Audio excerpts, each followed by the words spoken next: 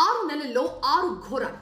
ఈ సంవత్సరం మొదలైన దగ్గర నుంచి దాదాపుగా ప్రతి నెల ఒక ఘోర విషాదం అన్నట్లుగా మారిపోయింది పరిస్థితి. జనవరి నుంచి జూన్ వరకు అంటే ఈ 6 నెలల కాలంలో జరిగిన 6 విషాద ఘటనల గురించి ఇప్పుడు మనం మాట్లాడుకోబోతున్నాం. జనవరి 29 కుంభమేళా తొక్కిసలాట. మౌని అమావాస్య రోజున పుణ్య స్నానాల కోసం భక్తులు లక్షలాదిగా తరలి రావడంతో అక్కడ ఘాట్ల దగ్గర జరిగిన తొక్కిసలాటలో 30 మంది చనిపోయారు, 60 మంది తీవ్రంగా గాయపడ్డారు. ఫిబ్రవరి 16 ఢిల్లీ రైల్వే స్టేషన్ లో జరిగిన తొక్కిసలాట. ప్రయాగ్రాజ్ కి రైళ్లు క్యాన్సిల్ చేస్తున్నారు అన్న పుకార్ రావడంతో అప్పటికే ప్లాట్ఫామ్ మీదకి వచ్చిన ప్రయాగ్రాజ్ రైలు ఎక్కేందుకు ప్రయాణికులంతా ఎగబడ్డారు. దీంతో అక్కడ ఘోరమైన తొక్కిసలాట జరిగింది. ఈ తొక్కిసలాటలో 18 మంది ప్రాణాలు కోల్పోయారు. ఏప్రిల్ 22 భారతదేశం మాత్రమే కాదు యావత్ ప్రపంచమే షాక్ అయిన రోజు. పహల్గాం ఉగ్ర దాడులు.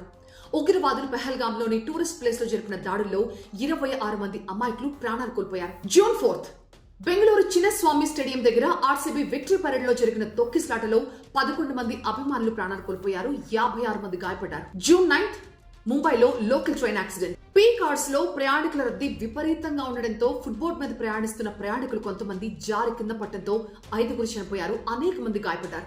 జూన్ 12 జరిగిన మరొక ఘోర విషాదం ఎయిర్ ఇండియా ఫ్లైట్ క్రాష్.